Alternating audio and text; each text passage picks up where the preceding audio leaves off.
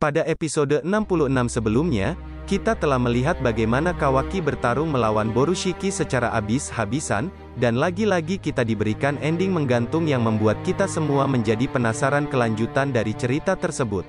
Selain itu, pada episode sebelumnya, kita juga telah dikejutkan dengan kekuatan overpower milik Kawaki yang setara dengan Ishiki.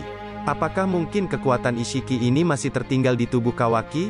Ya, semua ini sudah direncanakan oleh Amado sedemikian rupa, dan memang gerak-gerik Amado ini cukup sulit untuk ditebak. Pada akhir chapter, kita semua dikejutkan dengan kondisi Boruto yang terluka parah akibat serangan akhir dari Kawaki menggunakan tangan transformasinya. Mereka berdua sejatinya ialah dua saudara yang sudah siap untuk menghentikan satu sama lain jika kemungkinan terburuk terjadi karena karma, bahkan jika harus membunuhnya. Naruto sebagai seorang ayah dari Boruto, tidak mampu berbuat apa-apa melihat kondisi yang terjadi di antara keduanya. Naruto mungkin merasa dirinya telah gagal menjadi seorang ayah untuk Boruto. Langsung saja, pada video kali ini, Nadaime Official akan membahas prediksi atau kemungkinan yang akan terjadi pada manga Boruto chapter 67.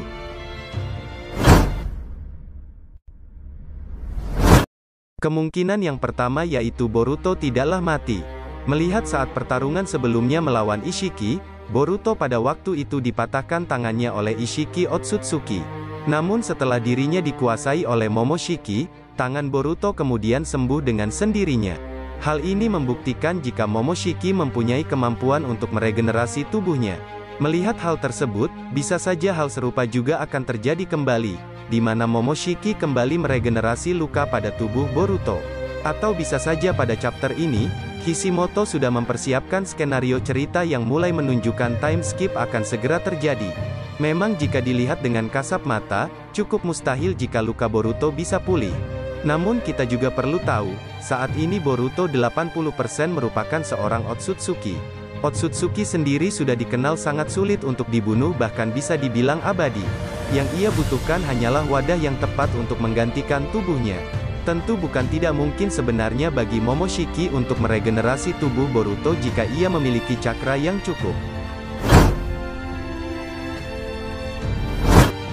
Kemudian kemungkinan yang kedua yaitu, Boruto bertemu Toneri pada alam bawah sadarnya. Seperti yang kita ketahui, Toneri merupakan Otsutsuki yang berbeda dari lainnya, karena ia berpihak pada manusia setelah ia mendapatkan pelajaran berharga dari pertarungannya melawan Naruto dahulu. Itu karena Toneri terkena ceramah no jutsu milik Naruto. Pertarungan Toneri melawan Naruto terjadi karena mereka merebutkan Hinata sebagai kekasihnya. Toneri yang sempat menikahi Hinata berhasil digagalkan oleh Naruto, karena memang saat itu Hinata dalam pengaruh Toneri. Lalu apakah Jokan memang ada hubungannya dengan Toneri? Melihat dari masa lalu dan hubungan klan Hyuga dengan Otsutsuki, memang hal itu bisa terjadi. Banyak informasi yang mengatakan bahwa mata Jougan sendiri memiliki hubungan dengan Toneri. Toneri sendiri sudah menganggap Boruto seperti anaknya sendiri, mungkin karena masa lalunya yang menyukai Hinata tetapi gagal mendapatkannya dan mengikhlaskannya untuk Naruto. Bukan tidak mungkin saat Boruto berada di alam bawah nanti, ia akan bertemu. Toneri akan mengajarkan Boruto tentang kekuatan yang dimiliki Jougan dan cara agar bisa menekan Momoshiki agar Boruto bisa mengendalikan karmanya. Melihat hal tersebut, bukan tidak mungkin Momoshiki juga akan berhadapan dengan Toneri dan kemungkinan disitulah Toneri kemudian akan menekan kekuasaan Momoshiki dalam tubuh Boruto dengan mata Jougannya sebelum akhirnya Boruto sadar dan pulih. Perlu diingat, Boruto tidak mungkin mati secepat itu karena ia merupakan karakter utama dari anime ini. Kemudian kemungkinan yang ketiga yaitu, Code akan melarikan diri. Melihat kekuatan karma Kawaki yang bangkit kembali dan berhasil menghabisi Borushiki, tentu Code akan berpikir dua kali jika harus melawan Kawaki. Pada chapter sebelumnya, Kawaki sempat direndahkan oleh Code dan dihajar habis-habisan. Namun kini Code dikejutkan dengan kembali bangkitnya karma Kawaki. Setelah mengalahkan Borushiki, musuh yang tersisa ialah Code.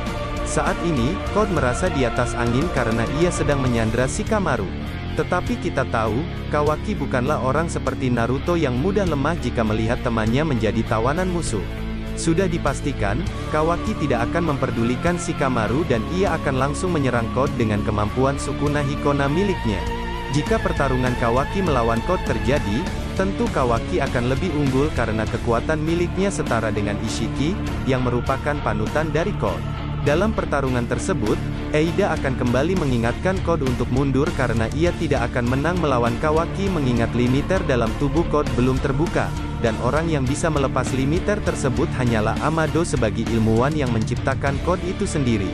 Di saat Code kewalahan melawan Kawaki sebelum akhirnya kabur, di situ Code akan menyampaikan pesan pada Kawaki jika ia akan membalasnya dan tidak akan membiarkannya hidup pada pertemuan berikutnya. Misi Code berikutnya mungkin akan berubah menjadi perburuan Amado dengan tujuan melepas limiter dalam dirinya.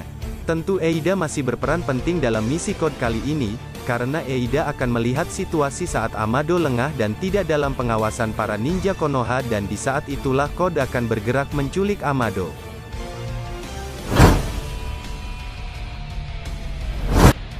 Kemudian kemungkinan yang keempat sekaligus prediksi terakhir dari manga Boruto chapter 67 yaitu Naruto dan yang lainnya menyadari keberadaan Eida.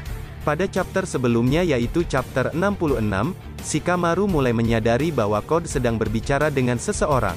Disitulah Shikamaru mulai menyadari bahwa ada orang lain yang berada di balik layar. Setelah Code melarikan diri, Naruto dan lainnya kemudian kembali ke Konoha. Saat Boruto menjalani pemulihan, Naruto mulai menginterogasi Amado kembali, tentang karma Kawaki dan inner Kara lainnya selain Code yang masih tersisa.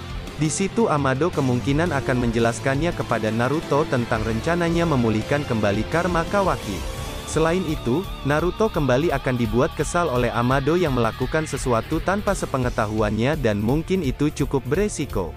Shikamaru pun akan menanyakan siapa seseorang yang berkomunikasi dengan Code melalui telepatinya. Di sini Amado mulai menyadari bahwa Code memiliki sekutu dan ia telah membangkitkan kembali cyborg buatannya. Amado yakin, cyborg yang bisa melihat kejadian yang sedang terjadi dari jauh hanya ada satu yang mampu melakukan hal tersebut, ia adalah pemilik Senrigan yaitu Eida. Amado akhirnya tahu jika cyborg yang dahulu diperintahkan oleh Jigen untuk dihancurkan karena kekuatannya yang membahayakan ternyata masih ada dan disembunyikan. Amado pun menjelaskannya pada Naruto bahwa situasi sekarang menjadi rumit karena musuh yang dihadapi tidak hanya Code, melainkan salah satu cyborg terkuat ciptaannya yang kemungkinan akan sulit dikalahkan.